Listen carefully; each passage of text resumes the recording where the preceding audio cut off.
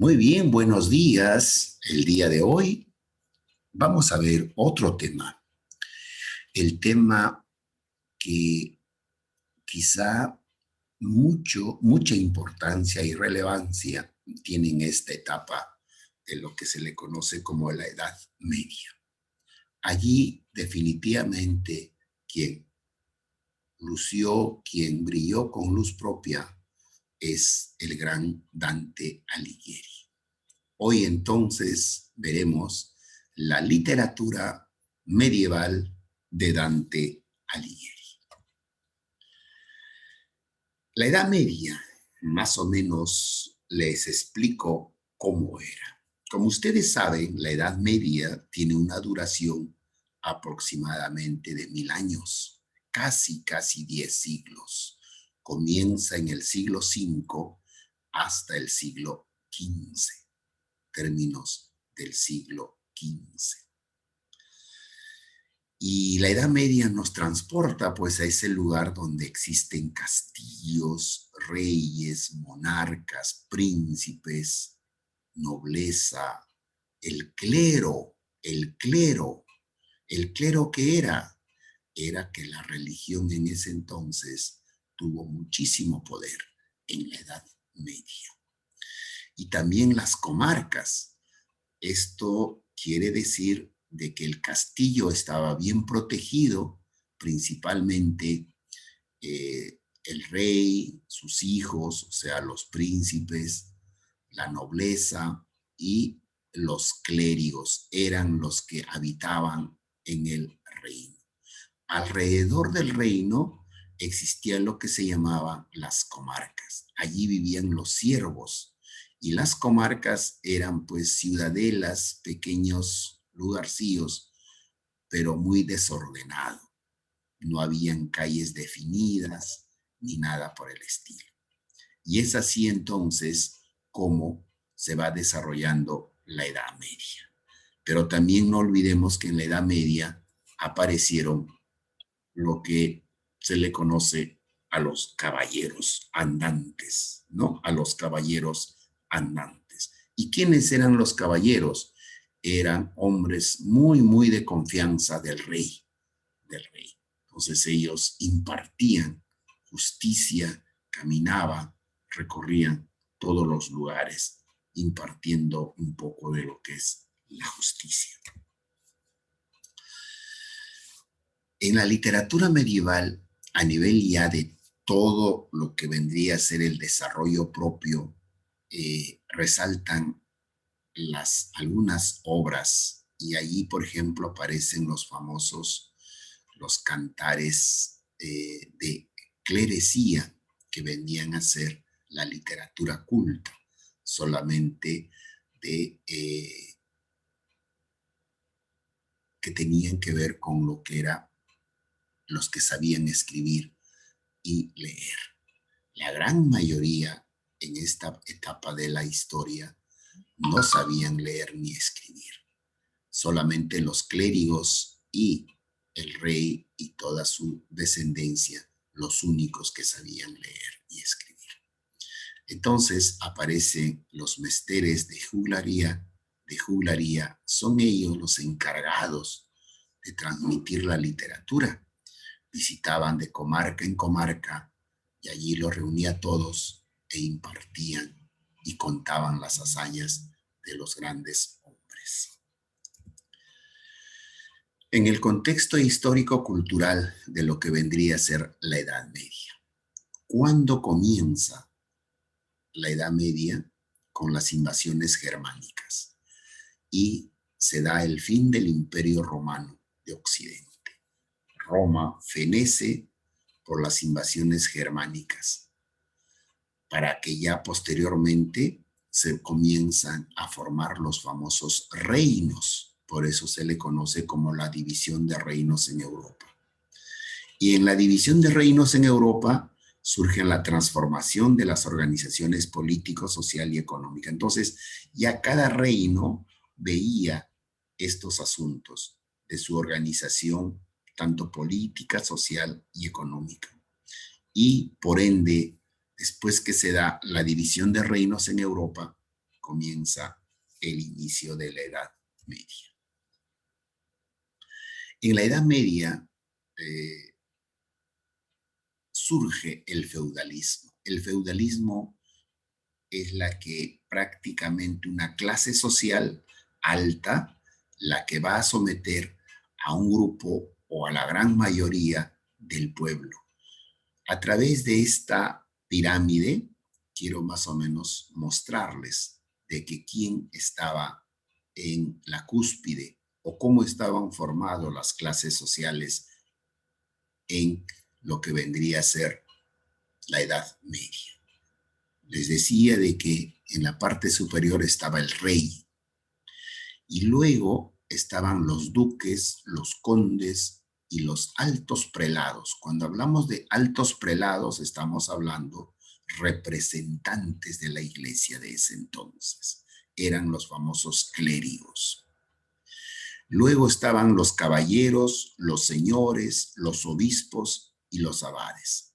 Entonces, ese era el feudalismo. Allí se concentraba. Entonces, los caballeros, los señores, los obispos, abades, eran dueños de grandes extensiones de tierra.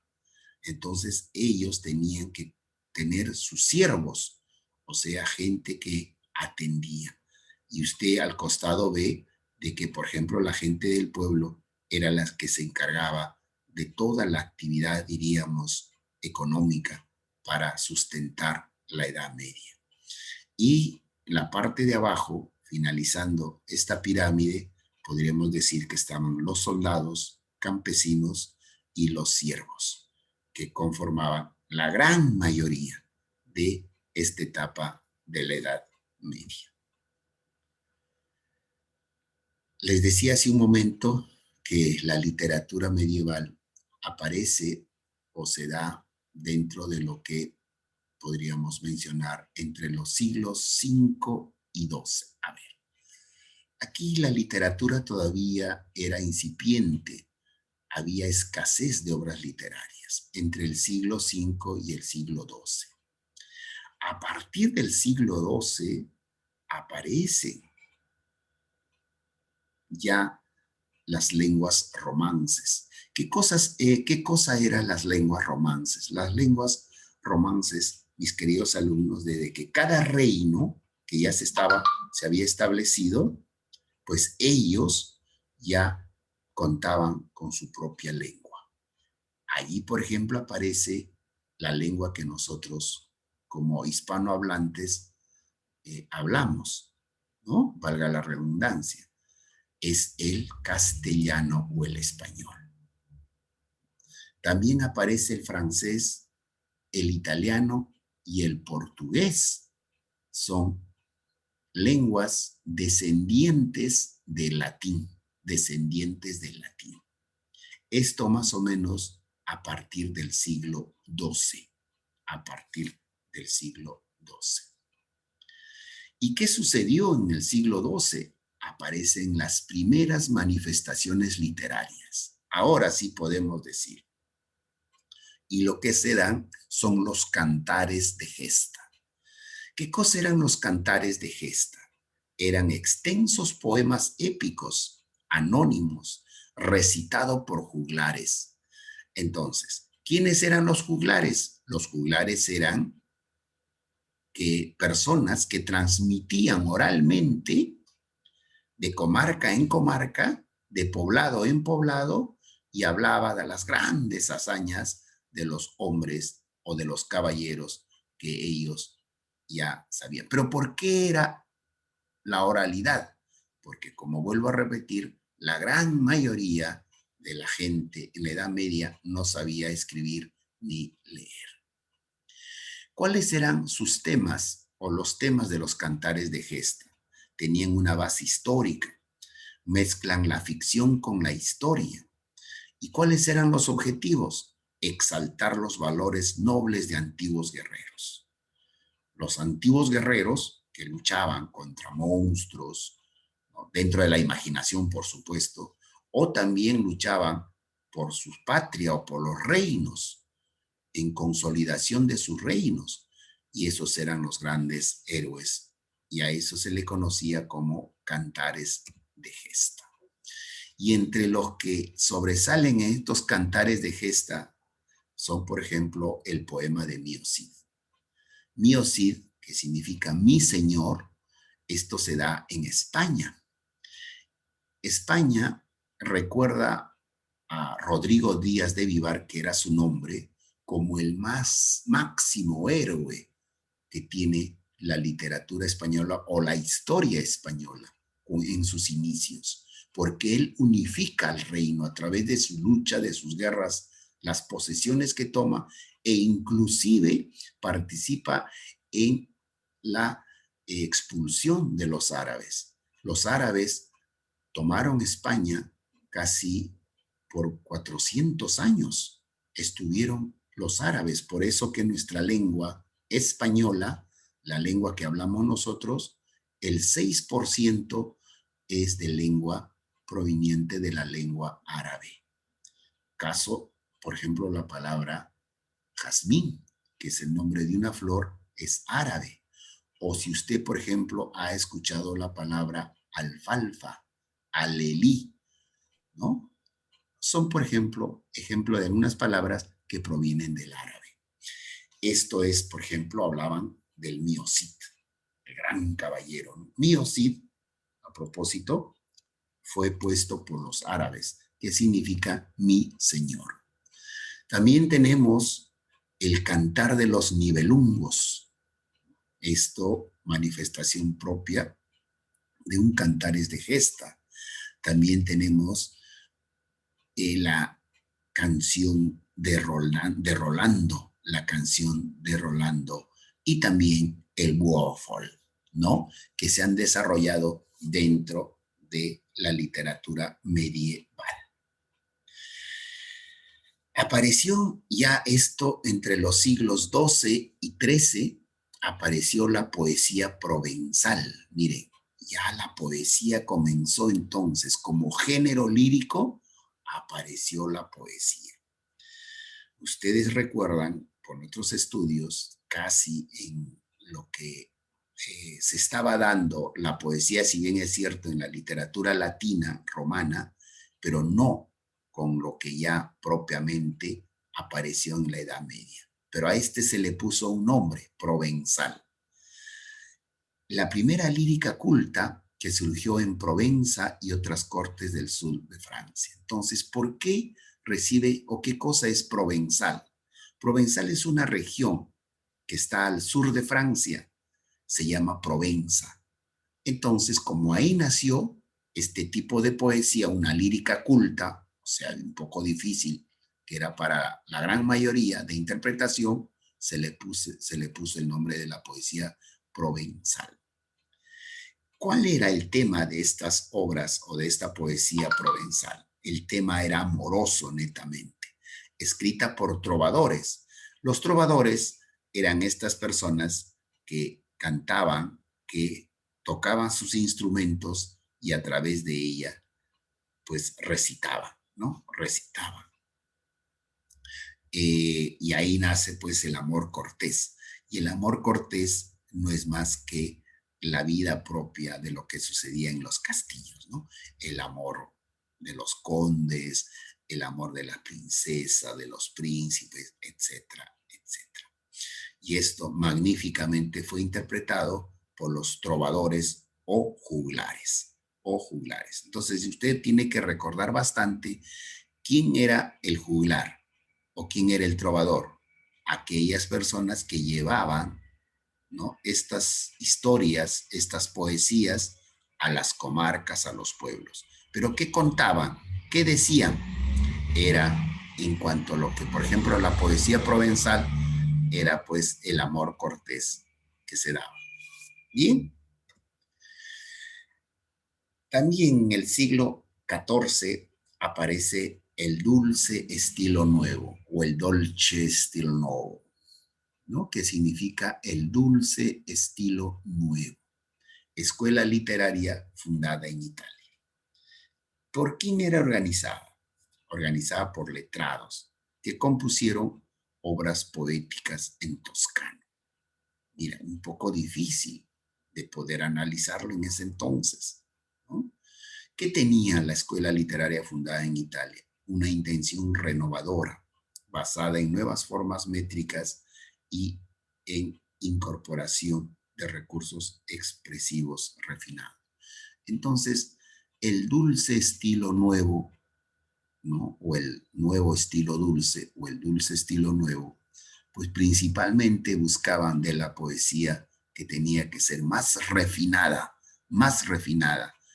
pero para ello tenían que utilizar recursos expresivos, recursos o nuevos recursos expresivos.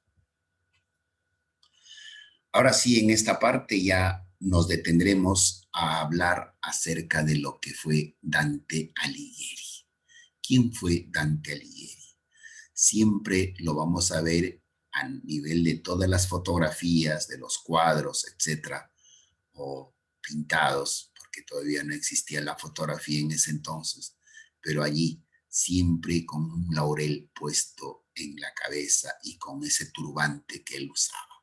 Era propio estilo de él, de Dante Alighieri. A Dante Alighieri en la Edad Media se le conoció como el poeta supremo, como el poeta supremo. Entonces, si usted escucha la palabra o la frase poeta supremo, están refiriéndose a Dante Alighieri. En el siglo XIII y el siglo XIV es donde él hace su presencia. Fue un poeta italiano. Fue desterrado de su ciudad natal. Su obra combina elementos de la épica con los del humanismo. Obras importantes, La vida nueva y justamente La Divina Comedia. Aquí tenemos la portada, por ejemplo, de su obra La vida nueva, ¿no? La portada de La vida nueva, una de sus obras importantes. Pero de lo que a nosotros nos va a interesar en esta sesión está referido a lo que es la Divina Comedia. La Divina Comedia.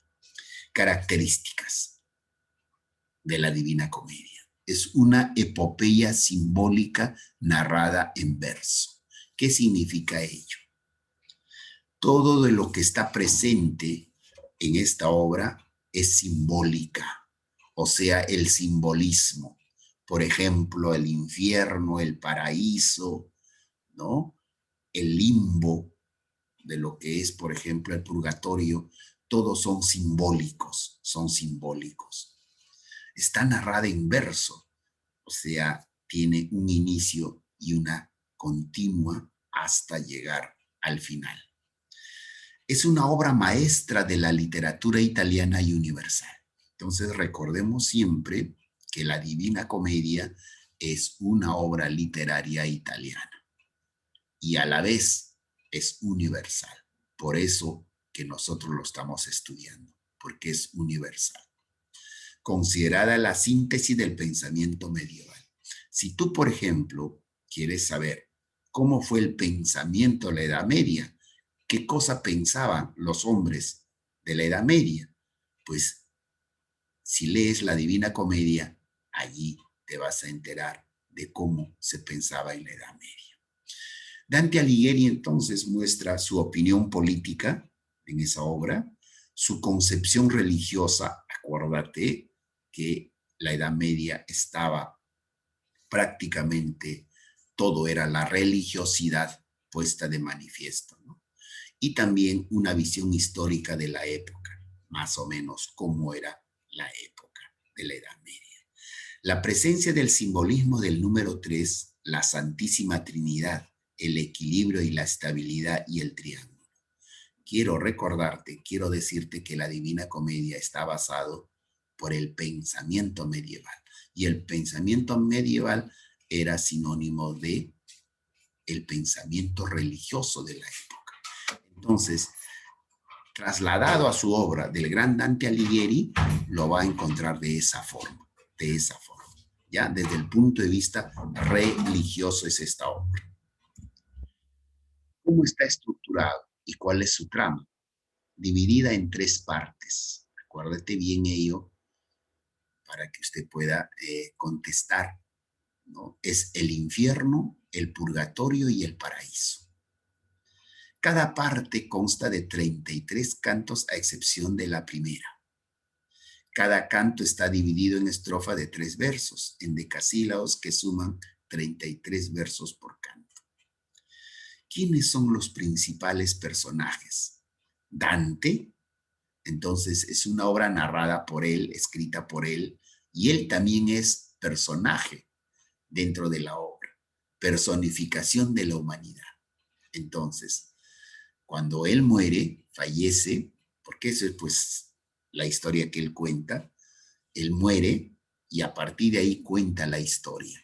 ¿Qué cosa es? ¿Cuál es el camino? ¿Qué cosa se da después de muerto, después que uno muere? Si tú te has dado cuenta, todo pues es imaginación, ¿no? Porque de eso se trata la literatura. La literatura es imaginación. Nos va a hacer creer que pareciera que fuera verdad, pero eso dentro de su imaginación. Acuérdate que estaban viviendo en una etapa en donde la religiosidad era súper, ¿no? Superlativo. Y el otro personaje es Virgilio. En clases anteriores yo les había manifestado cuando vimos, perdón, la literatura latina, o sea, la literatura romana, les dije que tienen que pensar en este personaje de Virgilio, porque va a aparecer después de muchos siglos, 2 siglos o 3 siglos, un poquito más quizá, aparece Virgilio. O sea, supuestamente, Dante cuando muere se encuentra con Virgilio. Ya estamos hablando en el más allá, pues en el otro lado, ¿no? Se encuentra con Virgilio y ahí aparece. ¿Y quién era Virgilio? Era la personificación de la razón. Él le guía, él le dice, mira, esto es. Y aparece Beatriz. Beatriz es la personificación de la fe, una mujer muy entregada a la fe, una mujer muy creyente y donde lo pone Dante es, ella está en el paraíso, porque era una mujer muy buena y una mujer de fe. Pero ¿quién era Beatriz? Beatriz era su musa, su inspiración. Él estaba muy enamorado de ella desde temprana edad, desde temprana edad.